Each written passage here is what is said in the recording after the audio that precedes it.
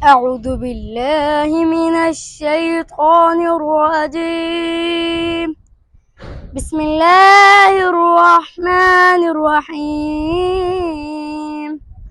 والتين والزيتون وطور سينين وهذا البلد الأمين. لقد خلقنا الإنسان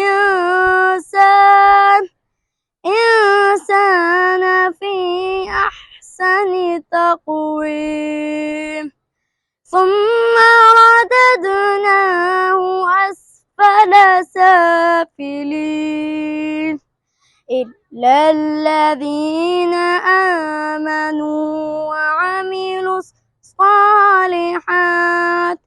وعملوا الصالحات فلهم أجر غير ممنون.